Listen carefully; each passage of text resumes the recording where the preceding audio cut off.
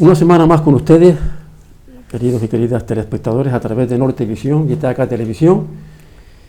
En esta ocasión estamos ya en el mes de junio y hemos dejado atrás dos eventos, dos festejos que queríamos, de cierto modo, hacer referencia y conversar con ustedes referente a estos dos eventos o dos fechas que transcurrieron en el mes de mayo. El 15 de mayo se festejó a nivel internacional el Día de la Familia y el 30 de mayo, todo el mundo sabe que es el día señalado por la Comunidad Autónoma Canaria como el Día de Canarias.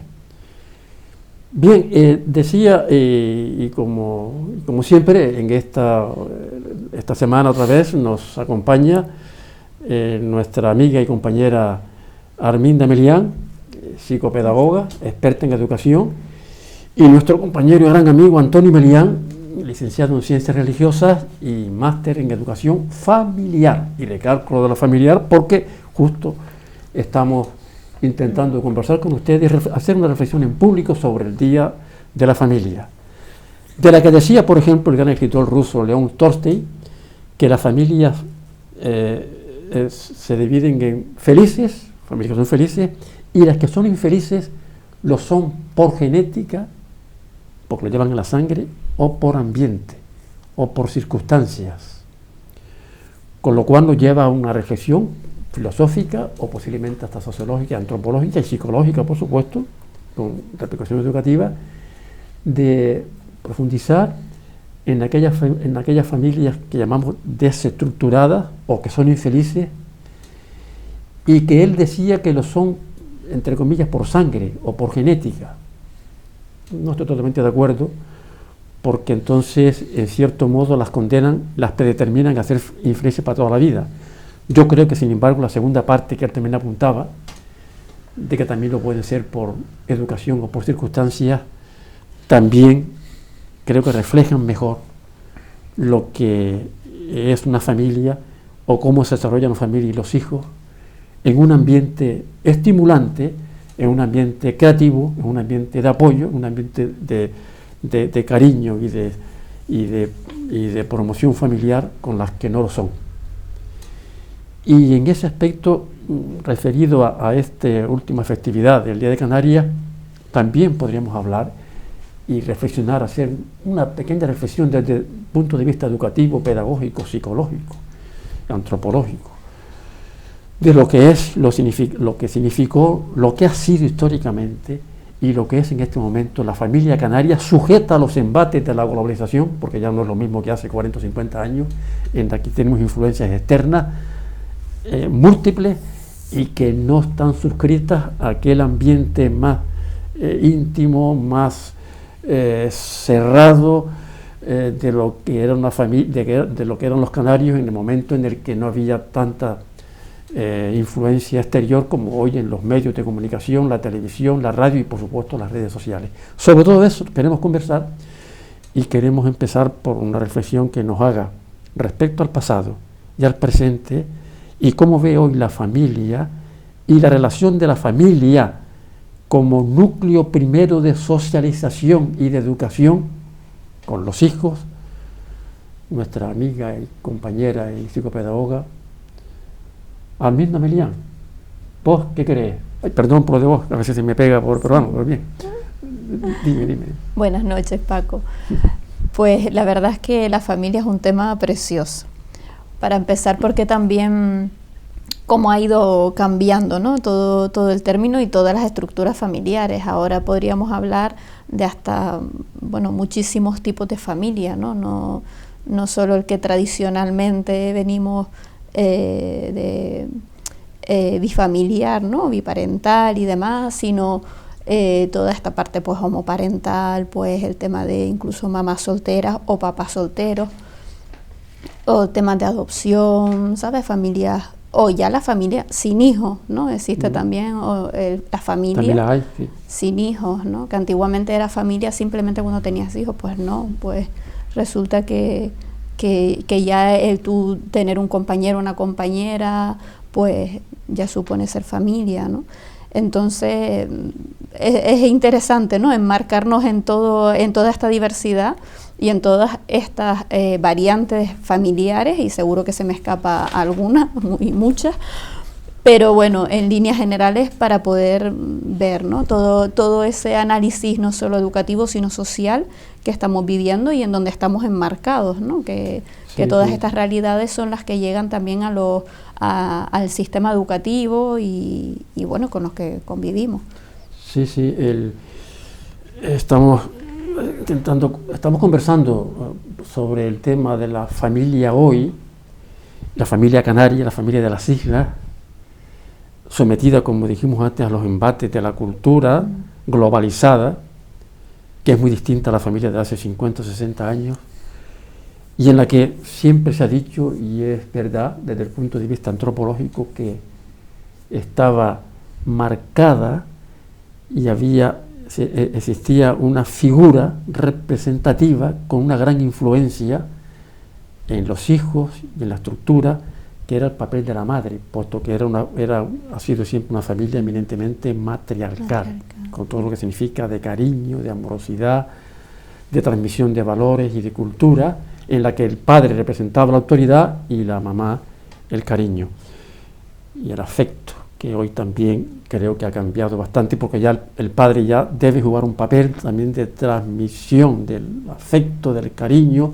y de no avergonzarse de compartir en su amplia extensión con la vida doméstica, cuidado de los hijos y respuestas que hay que dar también a las tareas del hogar. Antonio, como máster en mediación familiar, ¿nos puedes hablar brevemente de las características de la familia canaria hoy día en comparación con la familia de hace 40, 50, 60, 70 años? Con mucho gusto. La familia, en general, en el mundo, la familia canaria no va a ser menos, porque los medios de comunicación invaden y estamos al día, ¿no? Hay gente que el otro día alguien decía medio de broma, dice, ¿es verdad que va a nevar? Dice, ¿por qué? Porque dice, en toda España está nevando, y nosotros somos España.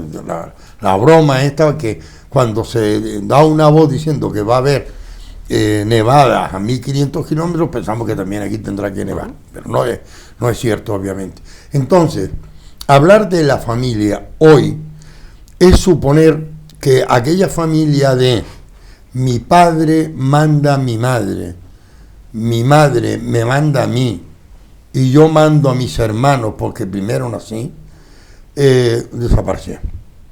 Esa estructura jerárquica, esto sobre todo inflexible, y sobre todo con el pater familia. El pater familia duró siglos, la crearon los romanos. Romanos, efectivamente. Y ha desaparecido de la noche a la mañana.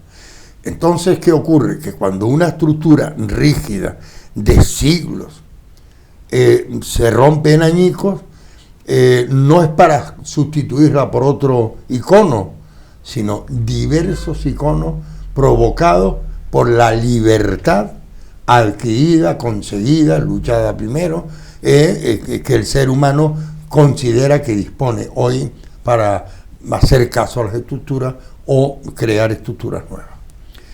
Se han inventado infinidad de nombres. Los primeros están, porque tienen poco recorrido, están desapareciendo. Por ejemplo, la que tú nombrabas, familia desestructurada, es una familia condenada previamente por los sociólogos. Si está desestructurada, es una familia mala, desorganizada. Esos conceptos tienen poco recorrido y están desapareciendo de la descripción. La familia, una de las cuestiones que la Organización Mundial de la Salud define, y leo, conjunto de personas que conviven bajo el mismo techo, organizadas en roles fijos, padre, madre, hermano, etcétera, con vínculos consanguíneos o no, con un modo de existencia económico y social comunes, con sentimientos afectivos que los unen y aglutinan. Es una descripción estática de cómo es la familia. Entonces, ¿qué ocurre? Que la familia estaban constituidas un padre y una madre debidamente casados por lo civil y religioso, o simplemente por lo civil, que se registra como tal y funciona con una pirámide de poder. Esa ya no existe. Yo oyes en las tiendas, ay, despáchame rápido que o cóbrame ya porque tengo que ir a Corte Inglés, que mi hijo me tiene loco, para que le tengo que comprar. Y si él llega hoy del colegio y yo no le tengo, me mata. Eso sustituye a mi marido, me mata. Como no le tenga la comida hecha para cuando llegue, que era lo que se decía en aquellos tiempos. Entonces, ¿quién manda hoy? Cualquiera que sea capaz de hacerse con el poder. Sí, la madre, pues creamos un matriarcado. El padre, pues seguimos manteniendo el orden inapelable. Los hijos, o lo que se ha creado son diversas estructuras y nos hemos olvidado de llenarlas de contenido. Ciertamente. Eso es. Entonces, aquí decimos, la familia, sigue diciendo la OSM, tan conocida ahora mismo por lo de los virus, que tienen una influencia muy directa y muy especial, define o describe un poco cuáles son las características, ¿no? Que entre todos vamos a ir viéndolas, pero básicamente necesidad de tener sus necesidades cubiertas, necesidad de relación. La familia es un modelo de relación, la familia es un pozo sin fondo de relación. En la familia se aprende uno a relacionarse, a respetar la palabra del otro, a respetar la opinión del otro, no a atacarla. O sea, gracias a la familia, si es capaz de ejercer ese objetivo, podríamos sacar los negociadores futuros, podríamos sacar los políticos con mentalidad abierta, podríamos sacar. La familia es una institución que la pongamos boca abajo, boca arriba o de lado, es el sustento de una sociedad. Si quieren lo discutimos.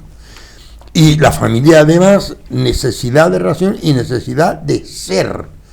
La familia es la que va creando, va ayudando a sus hijos a que definan qué son, qué quieren ser, cómo quieren ser, pues con consejos, con orientaciones, o esto está fuera de lugar, no le contestes así a tu hermano. Entonces hay un árbitro que va no cercenando los sentimientos, sino reconduciendo los sentimientos hacia una. Es como cuando vamos al psicólogo, al psiquiatra. Entonces, ¿qué suelen hacer? Preguntas, observaciones, hábleme y al final reconducen. Si eres conductista, lo reconduces al 100%. Si no eres conductista, pues lo que puedes ir dando orientaciones. A mí me viene bien en mi familia hacer esto. Mira, a ver, quiero decirte. Fíjate una cosa, Antonio, y Arminda, y los que nos ven y escuchen, que justamente hablabas del poder. Es curioso, decía Chomsky que los humanos nacemos con sentimientos fraternales. Y es verdad. Y eso lo saben muy bien los políticos cuando hablan e intentan influir en la familia a través de las emociones y se dirigen a la familia con mensajes eminentemente emocionales, sentimentales, que les atraigan y a veces eludiendo, soslayando mensajes racionales auténticos, ¿no? Y eso es una forma también de manipulación de los sentimientos, porque al fin y al cabo, en cierto modo, es una falacia, ¿no? Efectivamente, nacemos, como dice Chomsky, con sentimientos fraternales, digamos, de unión, de casi de tribu, de clan, que eso está bueno, incluso nos remontamos hasta el momento en que los homínidos empezaron a formar una familia alrededor, en las cuevas alrededor del fuego, cuando eran los orígenes primitivos de una mínima estructura familiar, pero indudablemente es una burda manipulación cuando a veces tientan de forma para atraer, cuando no es real, porque luego si hablamos de las promesas incumplidas ya eso es harina de otro costal, ¿no? Pero diciendo esto brevemente, esta matización, sí podemos hablar o discernir brevemente, Arminda, sobre la problemática de la familia de hoy centrada en los hijos, en los alumnos, la escuela y la familia, en aquellos comportamientos atípicos, en aquellas necesidades que un educador, que una psicopedagoga, que un psicólogo educativo detecta, por ejemplo, en consulta. ¿Qué podemos hablar? Pues verdaderamente es fundamental el trabajar no solo con el niño en consulta, ¿no? Y eso tú lo sabes bien, Paco, sino con la familia. De hecho, para mí es condición sine qua non trabajar con el peque y trabajar con la familia, porque los padres, las madres, pues lo que hablamos, ¿no? Familias reconstruidas, pues familias de adopción. Ninguno de nosotros sabemos verdaderamente, vamos aprendiendo a ser padres y madres, y quiero decir, ¿no? Entonces, en ese sentido es interesante y es importante comentar, consultar todas aquellas cosas que nos ocurren, porque somos un sistema. Yo creo que la familia es el sistema, por definición, estoy de acuerdo con Antonio, en el que ahí es donde se fragua lo más importante, y es el vínculo. Para mí el vínculo es todo, ¿no?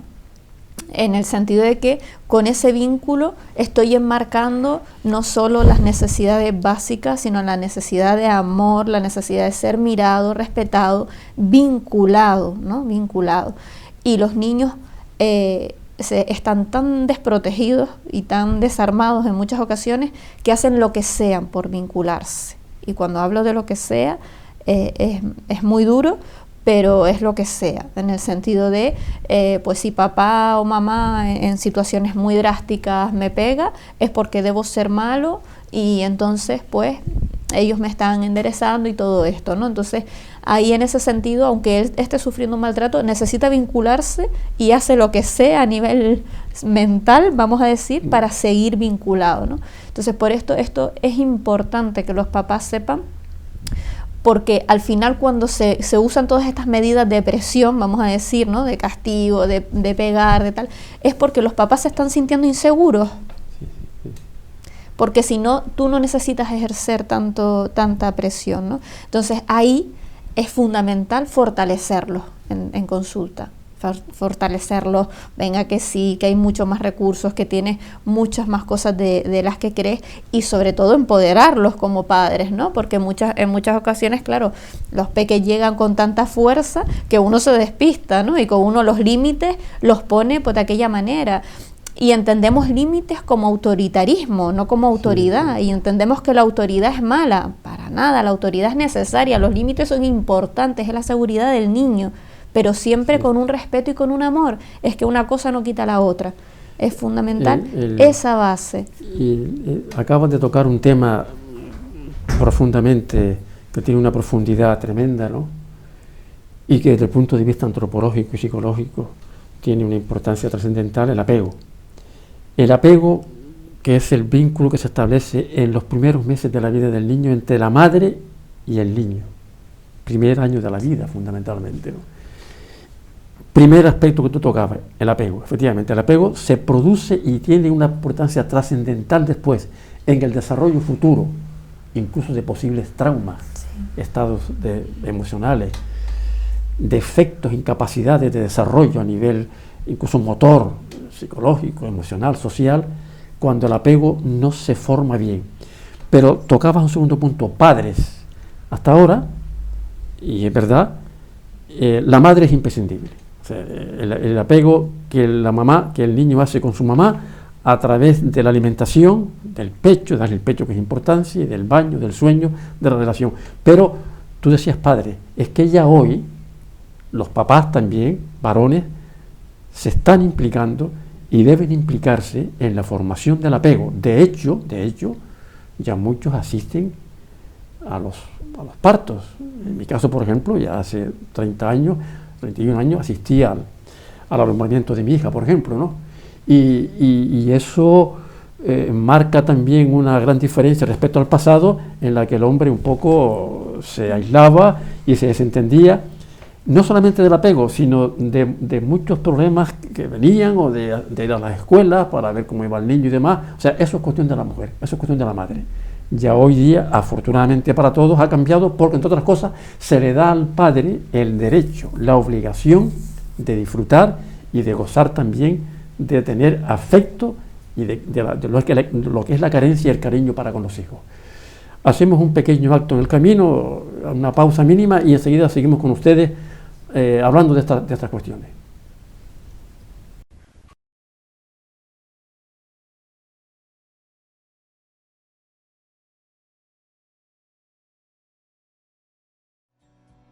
El ahorrador de electricidad Estaminal es el único aparato del mercado comprobado que reduce el consumo de electricidad después de haberse instalado en miles de hogares en Canarias.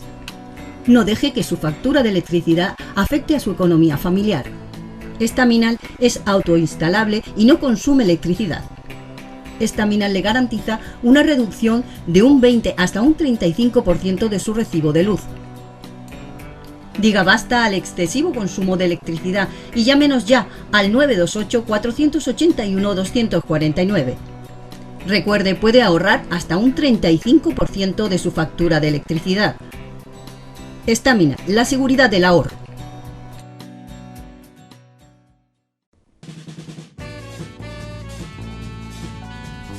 El ahorrador de electricidad Estaminal, tras muchos años de instalación en Canarias y ser elegido como producto del año en ahorro energético a nivel nacional, le ofrece la posibilidad de ahorrar de un 15 hasta un 35% de su consumo en su factura de electricidad. Sea cual sea su negocio local o industria, Estaminal tiene el ahorrador que se adapta a sus características. No se fíe de las imitaciones, Estaminal solo hay uno, con las homologaciones de la comunidad internacional. No deje que los gastos abusivos de electricidad afecten a la economía de su negocio. Pídanos presupuestos sin compromiso al 928-481-249. Ahorrador industrial de energía Estaminal, la solución a su excesivo consumo energético. Recuerde, ahorre de un 15 a un 35% de su factura de electricidad. Bien, nos están viendo ustedes y escuchando a través de Nortevisión y TACA Televisión en este programa semanal de Al Día. Y nos estamos refiriendo a dos festejos, a dos eventos que han sucedido no hace mucho: 30 de mayo, Día de Canarias, y 15 de mayo, Día Internacional de la Familia. Y estamos hablando de la familia en general y en concreto de la familia canaria. Y me acuerdo, porque antes tocábamos, entre los tres estamos hablando de los padres.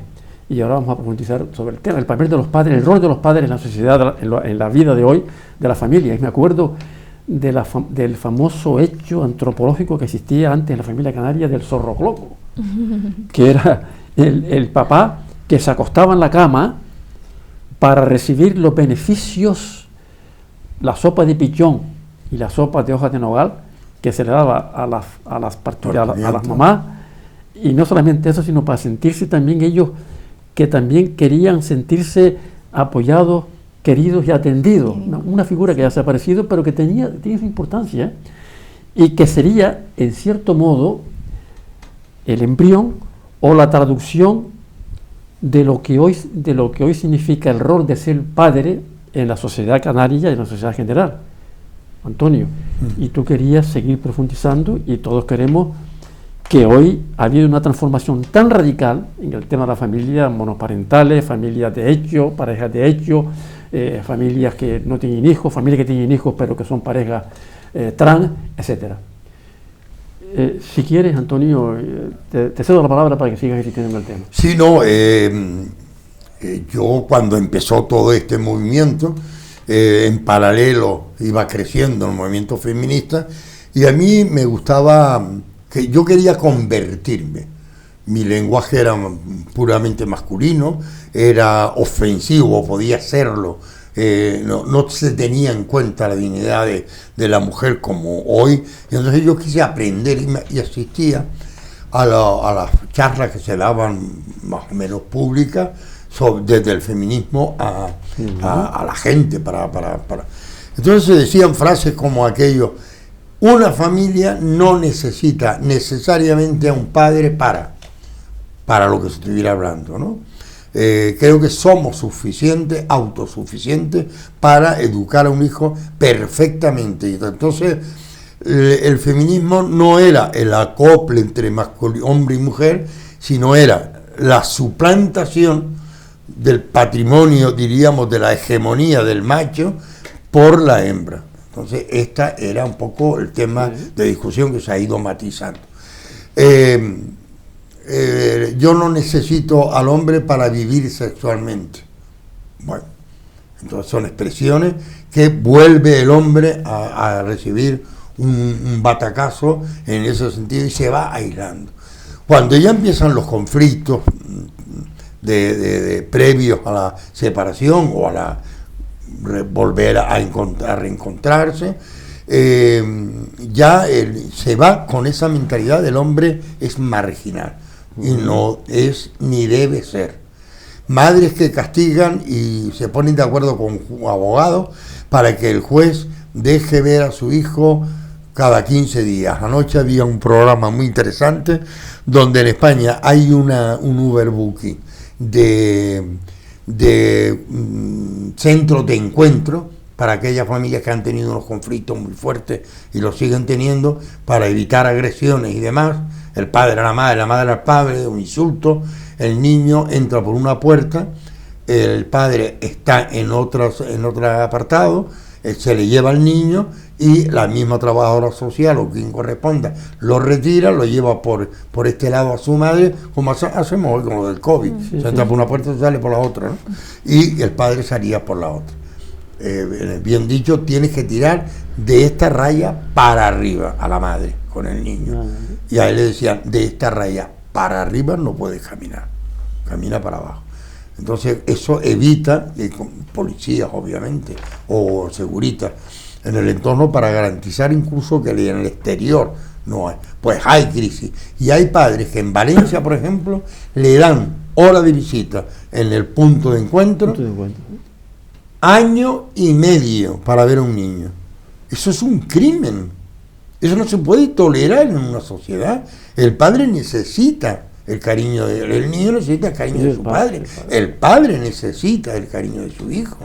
Es que se está mutilando estrictamente al ser, sobre todo al pequeño, que tiene menos recursos que el mayor. El mayor ha estado en una depresión que hablaba ya todavía con esos ojos cuajados de medicamentación, que, oye, era lamentable ver esta situación. Esto no es familia, esto no es educación, esto no es comportamiento humano, esto es agresión, daño, prejuicios psicológicos y físicos, es ir contra el mundo para crear monstruitos que le falta la esencia para lo que existe la familia, que es crecer en los sentimientos, crecer en el sentimiento de fraternidad, crecer bajo la tutela y la orientación de los padres. No digo más. Estamos digamos, haciendo un compendio y dando unas orientaciones o una reflexión en alto de lo que es la familia hoy, incluso la familia canaria, que como tú hemos dicho aquí, tú has apuntado muy bien, ha habido unos cambios, unas transformaciones radicales en el mundo de la familia de las islas, que ya estamos en la globalización, ¿no?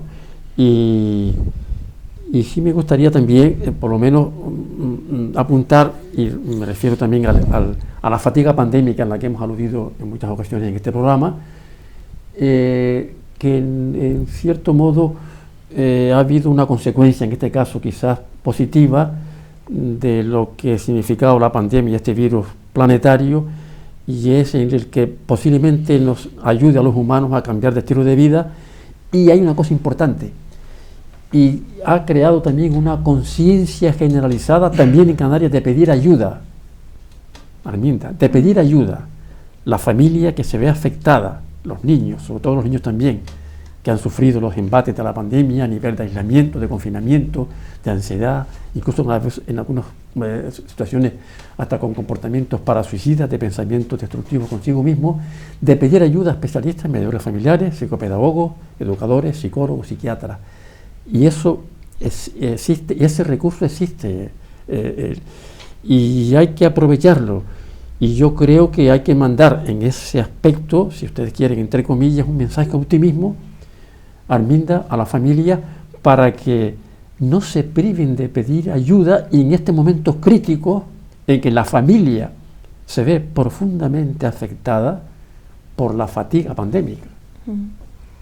Así es, realmente hay muchas familias que además durante el confinamiento yo estuve a disposición, sobre todo, no solo con la familia, papá, mamá, mamá, mamá, papá, papá, ¿no? o con mamás solteras y demás, sino con esos niños con los que verdaderamente estoy absolutamente vinculada yo también, porque al final ellos, juntos creamos vínculos, ¿no? Creo con esa, entonces ellos no se podían sentir abandonados durante la pandemia, ¿no? O sea, quitamos sesiones y venga y tal, no, entonces efectivamente podían llamarme cuando querían, como si fuera una tía a la que saludaban, o por videollamada, a veces simplemente por llamada, ¿no? Y compartíamos y comentábamos, y entonces también apoyando a las familias, porque habían papás que a lo mejor, un papá en concreto que me decía, mira, a lo mejor él no lo está necesitando tanto, pero yo sí,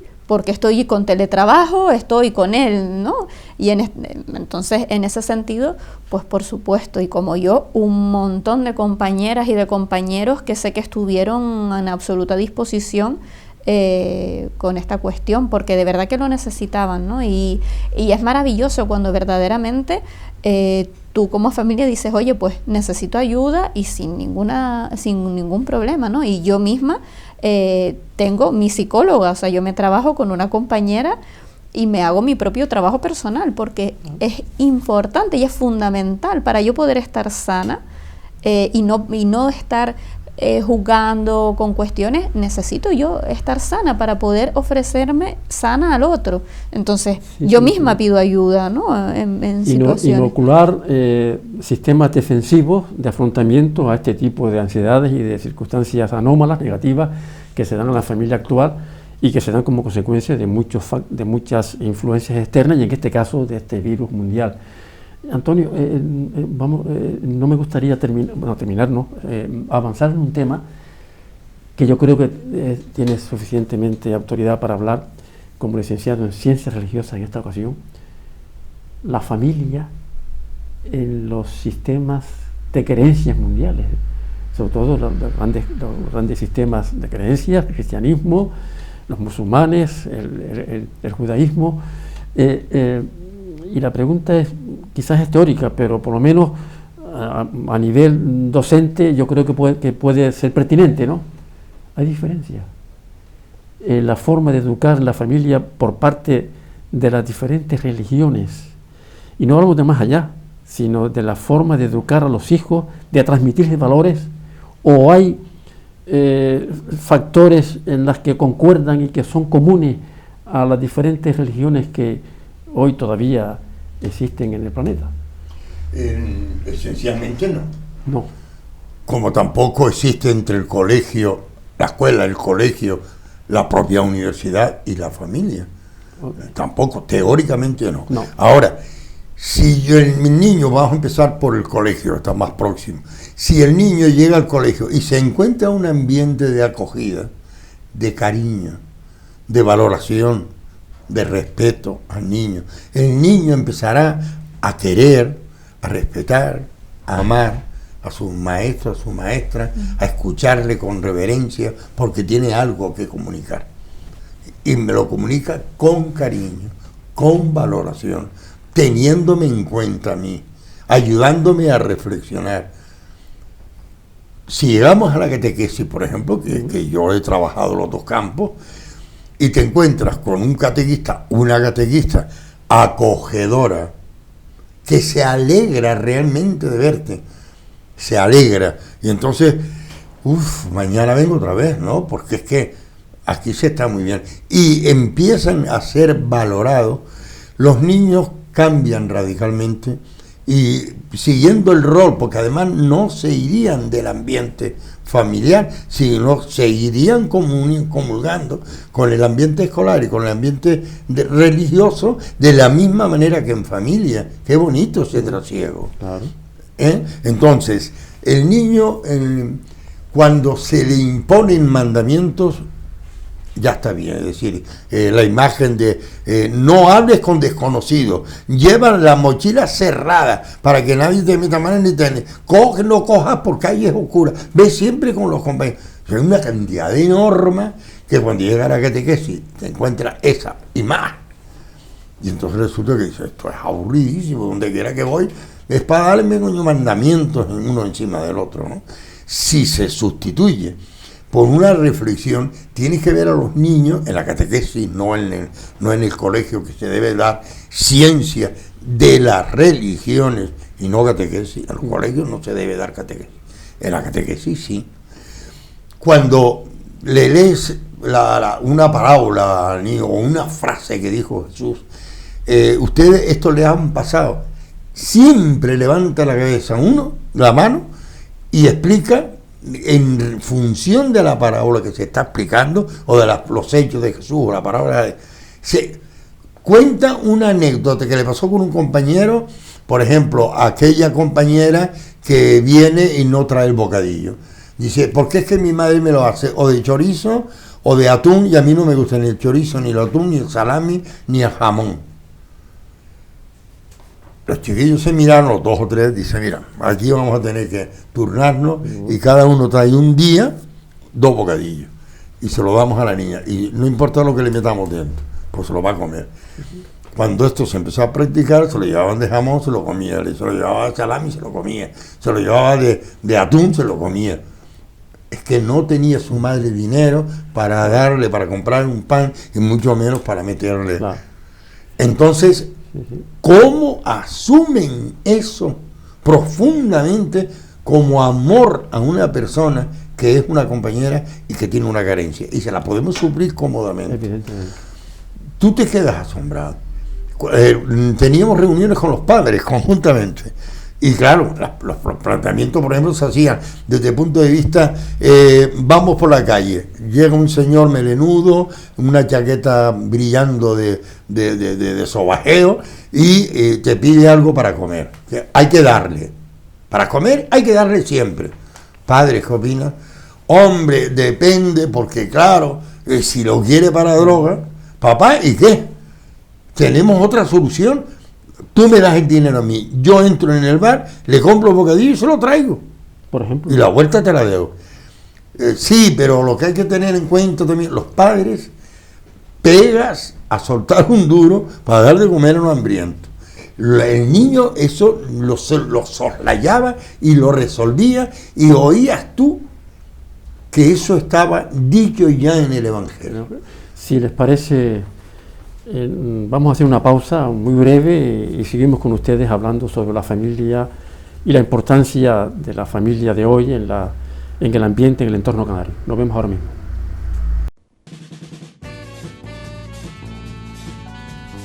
El ahorrador de electricidad Staminal, tras muchos años de instalación en Canarias y ser elegido como producto del año en ahorro energético a nivel nacional, le ofrece la posibilidad de ahorrar de un 15 hasta un 35% de su consumo en su factura de electricidad. Sea cual sea su negocio local o industria, Staminal tiene el ahorrador que se adapta a sus características. No se fíe de las imitaciones, Staminal solo hay uno, con las homologaciones de la comunidad internacional. No deje que los gastos abusivos de electricidad afecten a la economía de su negocio. Pídanos presupuestos sin compromiso al 928-481-249. Ahorrador industrial de energía Staminal, la solución a su excesivo consumo energético. Recuerde, ahorre de un 15 a un 35% de su factura de electricidad.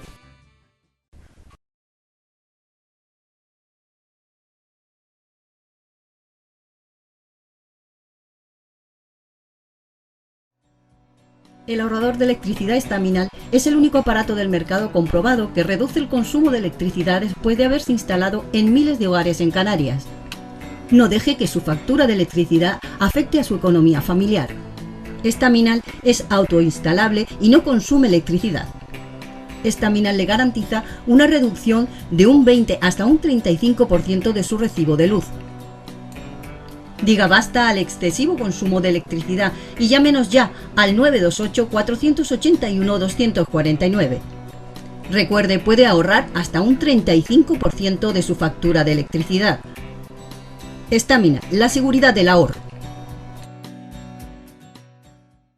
De nuevo con ustedes, queridos y queridas telespectadores de la televisión, y estábamos conversando sobre la familia, sobre las diferentes circunstancias, influencias a los que se ve sometida la familia hoy día, y estaba acordando ahora de un tema, porque antes Arminda mentó a la escuela, ¿no? Cuando se decía, y eso Antonio se acuerda muy bien también, cuando un maestro castigaba o penaba a un niño, una niña, una maestra, y luego iba para casa y sufría el doble castigo. O sea, tenía dos castigos, el de la escuela y el de la familia, que estaría incluso encuadrada en lo que podríamos denominar hoy maltrato en la infancia. Afortunadamente eso ya no existe, quizás se ha pasado al otro extremo, a la falta de límite, y que eso también creo que en cierto modo, Antonio, podríamos estar hablando de digamos, ha concluido o está en crisis la autoridad familiar en las familias en el sentido positivo, es decir, en que los hijos y las hijas, desde el punto de vista sociológico y educativo, vean dónde están los límites, y la autoridad que estaba siempre atribuida al padre y a la madre, el cariño y el afecto, pues se vea capi disminuida o haya desaparecido, si en el aspecto de crecimiento personal y de aspectos positivos que puedan tener, está minando, digamos, el futuro educativo, y el futuro de desarrollo de los hijos en familia. Ese sentido, no de autoritarismo, sino de autoridad presente en la familia de antes, ha desaparecido. Bueno, ha desaparecido la autoridad concebida militarmente. Ha desaparecido ese pater familiae que lo disponía todo. Y lo que no ha desaparecido de la familia es el cariño, es la comprensión, es el estar a su lado, es muchas veces no entender el comportamiento del hijo, pero estar a su lado. Explícame lo que yo lo entienda. Entonces, ten en cuenta que los padres, sin formación especial ninguna, han sabido pasar de unas etapas primarias, donde el niño es más dependiente de su madre y tal, hasta la pubertad, que es la prueba de fuego. La prueba de fuego en la familia. Si la pubertad se salva con valoración, con estímulo, con cariño, con comprensión, con acompañamiento, es que yo eso no lo sé hacer, que no lo sabes hacer, que eres madre, ¿cómo no? Y tu marido también lo sabe hacer si se pone. Claro. O sea, entender que un niño, una niña, no puede crecer, madurar psicológicamente si no hay afecto a su alrededor, si no hay comprensión, si no hay tal. Decía yo en otras ocasiones que si la escuela funcionara así, si la escuela funcionara, el colegio funcionara con esa acogida inicial cuando llega el niño o la niña, cuando quiere hablar y se le deja su espacio para que se exprese, si le das una explicación, no le convence, déjalo replicar. Entonces, aquí seguimos en familia. Si llega a la parroquia, por ejemplo, y también se encuentra con esa misma situación de afecto, de cariño, de vincularlo a la manera de pensar de Jesús, y Jesucristo me refiero, y demás, el niño está en un círculo que no distingue, pero que es feliz. Ya. Me comprenden, me acogen, me quieren. Antes en el descanso, de récord, me habías nombrado la celotipia, ¿no? Los celos, ¿no? Y efectivamente es uno de la celotipia, que es normal por el sentido de la competencia que se da en todos los humanos desde que nacen, incluso se ha probado que existe hasta los animales, ¿no? Lo normal, ¿no? Sin embargo, hay errores.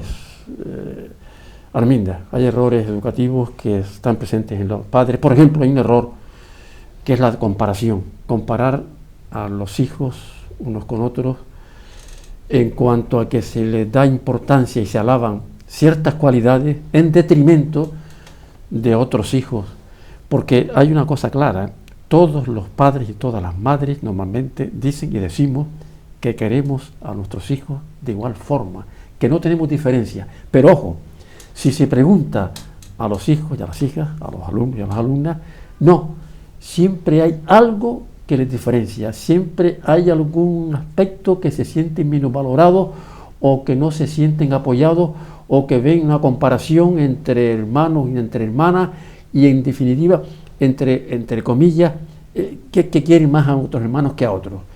Eso es un error. El error está en que muchas veces sin querer, de forma inconsciente, se hacen comparaciones delante de ellos con adultos o con otros familiares o con ellos mismos presentes respecto a posibles cualidades y posibles defectos que tengan otros hijos.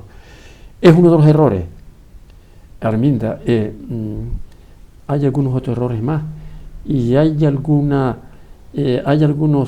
orientaciones que tú puedas dar en base a tu experiencia con respecto a la forma en la que los padres y las madres reciben las instrucciones y las orientaciones de una terapeuta como vos o de otros profesionales respecto a la educación y al desarrollo de los hijos. ¿Son receptivos? ¿Son reticentes? Entre comillas, ¿suelen hacer caso o no? Bueno, realmente con lo que comentabas al principio de la pregunta, ¿no? Con el tema de celos, creo que todo se enmarca en poder ver a ese niño o a esa niña en todo su esplendor, en todo su despliegue de capacidades, ¿no? Cuando realmente podemos entender qué está pasando y quién es ese personajillo que llega a nuestras manos, desde su ser más individual y poder ver todas sus capacidades, creo que ahí es imposible comparar, porque cada uno va a traer sus dones, vamos a decir, cada uno va a traer sus capacidades, ¿no? Entonces es imposible comparar porque todos van a tener algo maravilloso. Entonces sí es importante educar esta mirada, educar la mirada del papá y de la mamá, obvio, ¿no? Porque en muchas ocasiones pues creemos que pues esto es malo, porque fíjate tú que el chiquillo, la fuerza que tiene en el sentido temperamental y demás, ¿no? Y al final son las dos caras de una misma moneda. Efectivamente hay una parte que puede ser muy temperamental y demás, y ahí lo podemos acompañar pues de determinadas formas, ¿no? Que en el despacho me encargo también de esto. Pero son las dos caras de una misma moneda. ¿Por qué? Porque esa fuerza es la que también lo va a acompañar para decidir y ser creativo, para tener esa fuerza para su futuro trabajo, para poder decir esto no me gusta a un compañero, una compañera, a quien sea. Entonces, fíjate, qué bueno que tenga esta fuerza, es importante no quitársela, porque es que también le va a dar esto otro, ¿no? Entonces, pero sí cómo acompañarlo en que esto se puede trabajar y hablar de otra determinada forma, ¿no? Entonces, eso es básico. Y esa mirada que se puede educar, como hablábamos, pues por ello es tan interesante que los padres acudan también al despacho, y por eso no hago solo sesión con los niños, sino con las familias, porque es importante ir fraguando esta forma de trabajo y esta mirada en los papás, y eso solo se consigue cuando uno también se va autotrabajando y va entendiendo, vale, ¿no? Y para mí como terapeuta es fundamental entender a ese papá y a esa mamá, ¿no? Es decir, qué es lo que le está pasando a este papá, a esta mamá, para que estén pues teniendo esta otra mirada, ¿no?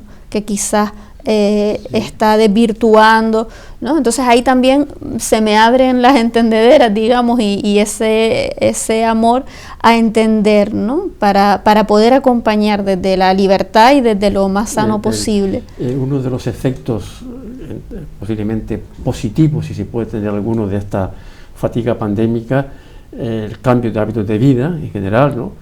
Y sobre todo que las familias, en este caso, y la sociedad en general, ha sentido la necesidad de pedir ayuda a los especialistas por la ansiedad, por la depresión, por la tristeza, por el estrés que le ha supuesto esta pandemia con lo que significa de aislamiento y de soledad, y eso hay que aprovecharlo para que los profesionales de diferentes ámbitos que intervienen en la familia pueden dar perfectamente una respuesta científica adecuada a las necesidades que demandan estas familias, ¿no? Y que Antonio, por ejemplo, en la mediación familiar y respecto a la familia, hay un matiz. ¿Has encontrado o se encuentra diferencia en la respuesta, en la presencia que dan padres y madres a la hora, por ejemplo, de asistir a un punto de encuentro, a una mediación familiar, a un profesional? Los padres varones, ellos son más reticentes. Hay a veces que trabajar, que es importante, de forma unilateral solamente con la madre y con la mujer porque el padre está ausente. Pregunto. Hombre, si te refieres a la mediación, no se puede mediar si una de las partes no está. Claro, ahí voy yo. Entonces, esto, si se niega, pues se deriva a un psicólogo, o si tú puedes, porque el tema es lo suficientemente superficial y va con 3 de higo, encauzar a aquella mujer, liberarla de angustia, liberar las depresiones, reforzar su personalidad, quitándole culpabilidades o ayudando a que se quite culpabilidades. Esto es así. El problema, volviendo al niño, es ¿a quién quieres tú más? Esto es que ya los niños aprenden la respuesta, a los dos por igual. En cambio, si convirtiéramos la palabra ¿a quién amas más?, sería más fácil la respuesta común. Es decir, una madre, un padre llama la atención a un niño porque a lo mejor es más díscolo que el otro o que la otra niña. Y entonces tiene que llamar personalmente la atención. Desde el cariño, desde la valoración, desde yo sé que tú puedes, el reforzamiento. O sea, esto es fácil trabajarlo. A lo mejor la palabra reforzamiento hay que explicarla. Los psicólogos la entienden muy bien y nosotros, que se la hemos robado prácticamente todo el léxico de psicología, también, porque lo estudiamos también y lo aplicamos en el tema. Entonces, usted, es que yo no estoy preparada para eso. Chacha, tú quieres al chiquillo, lo adoro, pues trabájalo. Claro. Y no hay que decirle más. Es decir, trabájalo siempre con una mirada cariñosa, siempre valorándolo, nunca aplastándolo o comparándolo con qué bien te parece a tu hermano, qué fastidiado esto. Totalmente. No, tú sabes hacerlo, y tú como madre y tú como padre están preparados para hacerlo, así que a trabajar. Bueno, Arminda, sobre eso yo quería también insistir en un tema, como terapeuta, ¿no? Por lo menos desde mi punto de vista, y yo siempre llevo predicando desde hace 15 o 20 años, formar desde el punto de vista educativo y psicológico para que crezcan los niños y las niñas, los alumnos y las alumnas, para que crezcan en su desarrollo, en su formación, no solamente en matemáticas, en el aprendizaje, sino en habilidades. En habilidades de relación, de sociabilidad, de crecimiento personal. Por ejemplo, sé que en La Palma, en Canarias, hay una escuela, no sé dónde, que ha impartido, que ya ha implementado en su currículo escolar la de formación en habilidades en todas las materias del currículo, en todas, que por cierto ahora en la nueva ley de educación parece que por fin quieren implementarlo. Sí. A buenas horas mangan verdes, pero bueno, ahí está ya, ¿no? Y Arminda, ¿alguna precisión al respecto? Y además tú creo que también estás en esa línea de trabajo, ¿no? Y además tú lo has dicho, lo has expresado aquí en esta tertulia de hoy y en otros muchos foros donde tú trabajas, ¿no? Donde tú actúas. Es cierto que hay que fomentar este tipo de actitudes, de habilidades, de capacidades para que el alumno crezca de forma integral, ¿no? Sí, es muy importante, porque verdaderamente si no se nos escapan todas estas capacidades de las que hablábamos antes. Efectivamente hay niños que están más en lo intelectual, pero hay otros niños que están mucho más en el hacer, hay otros niños que tienen más desde lo emocional. Entonces nos estaríamos perdiendo un montón de capacidades y de dones que están a disposición si solo nos ponemos en la parte más intelectual, ¿no? Entonces efectivamente, y además la educación, ¿no? Cada vez más vamos en esta sintonía con respecto a las competencias básicas, por ejemplo, ¿no? Ahora realmente en materia de educación, estamos mucho en esta cuestión. Pero por supuesto que cada vez más salen y hay más maestros, más docentes, más profesores en esta línea, y es fundamental y sí, es muy importante, bueno, es necesario. Pues les convidamos a que hagan acopio de lo que hemos intentado transmitir aquí en este programa de Al Día y que nos sigan a través de Nortevisión y Itaca Televisión durante toda la semana en estas tertulias, que por nuestra parte esperamos de nuevo estar con ustedes muy pronto la semana que entra. Hasta pronto, chao.